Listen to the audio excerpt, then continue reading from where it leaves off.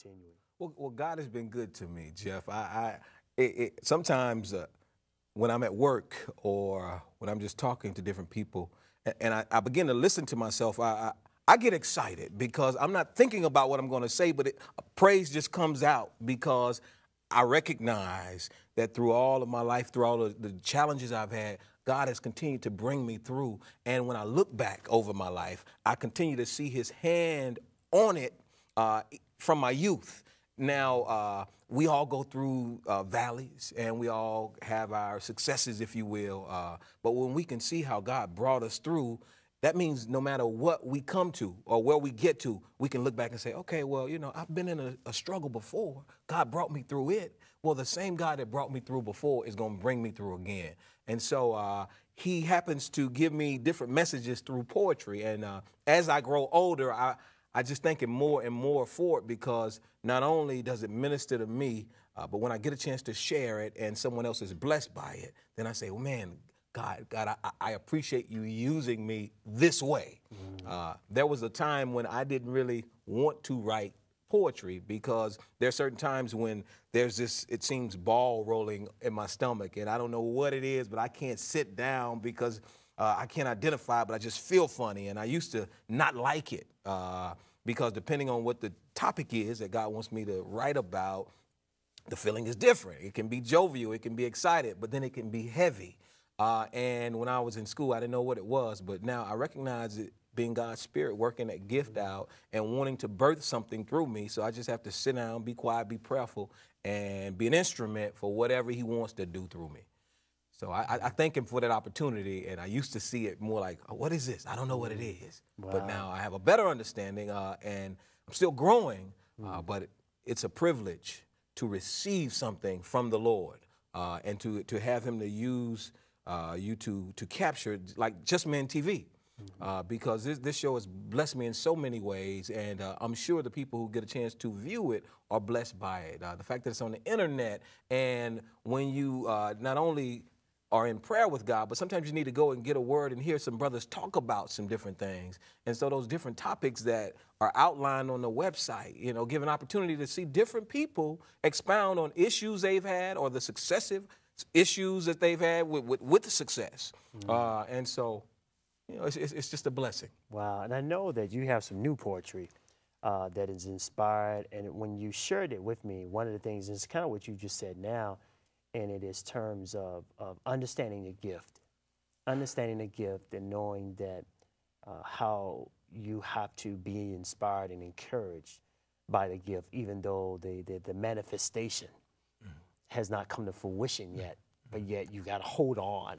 That's right. To the greater one on the inside of you to pull you out of that point of hopelessness, that point of despair, that point of being downtrodden. Share that, because that's a powerful word in terms of that, and then give insight to what inspired you to even write that particular new poetry. Okay. Well, this piece is called Love Revolution, and it's the name of actual CD that a young man named Danny Salazar and I are working on. It's a collaborative project, and well, God wants us to love. He wants us to love. That's the bottom line. That's the top line. You know, when we love one another, there's no law that works against that. So the poem is called Love Revolution, and this is what it simply says. To all my brothers, locked behind bars, doing time for fighting tribal wars, look past the mud and see the stars. God has not forgotten your wounds or your scars. To all my sisters who just can't cope because daddy never did and brothers on dope. Look, I know we're walking a slippery slope, but hold on, sister. Don't lose hope. And to all the mothers who lost their sons to shiftless thugs with smoking guns, lift up your head with the rising sun and hold on, mama, for the righteous ones. And to all the daddies who never left town, white, black, red, yellow, and brown, who refuse to frown and refuse to clown, thanks for sticking around and holding it down. and to all the babies abandoned at birth, who wake to find that home is this cold and bitter earth. Don't cry, precious. God's got a solution. Hold on tight.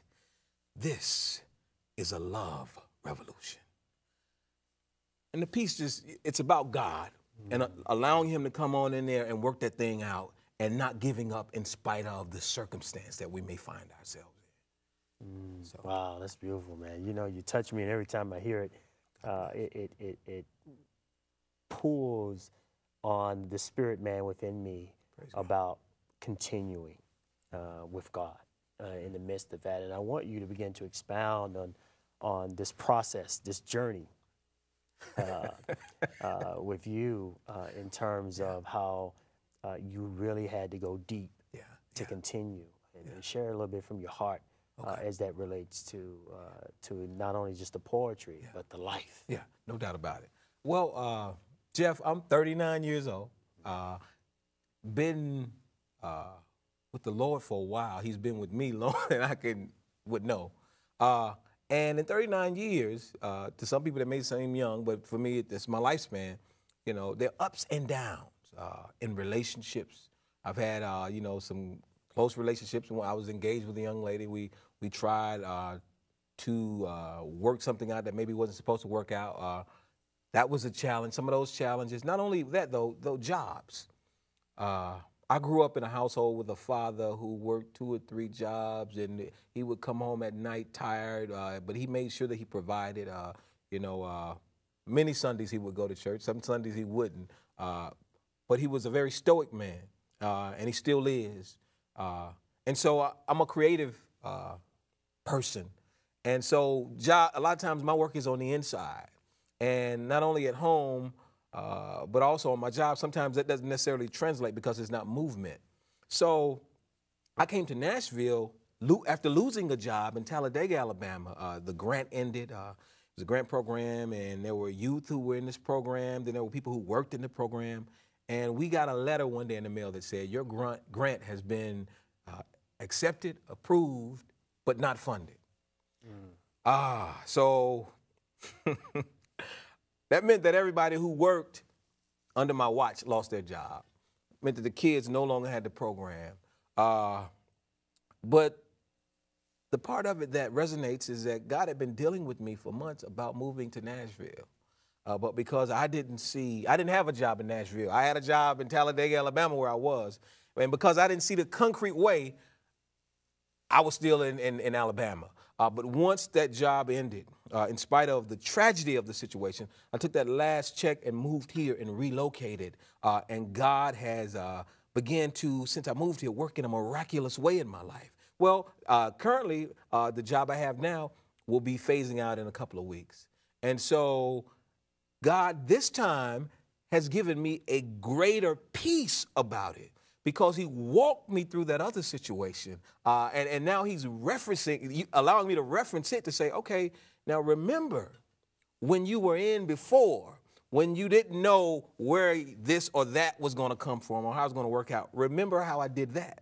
Stay with me, son, because just the way I did that, I'm going to continue to work in your life. Just continue to use a gift that I've given you, which is, at least the manifestation of it generally is through spoken word poetry and through acting. Just continue to use that, and I'll continue to walk you through it. Now, that doesn't mean that I live a week at a time or a month at a time in my mind. It's a moment at a time. You know, it's one day at a time, getting up, thanking God for what he's done, continuing to be prayerful and to be a vessel, to be a blessing to others, because I recognize now that when we start talking about spoken word, it's not just a poem.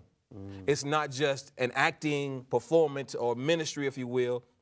It's when I see my brother or sister or when I look in the mirror, speaking the words of God, whatever is in the book or whatever he gives me to speak, saying it, having either the boldness to say it or either the humility and the wherewithal to keep my mouth shut if he's not saying something and try to come up with something.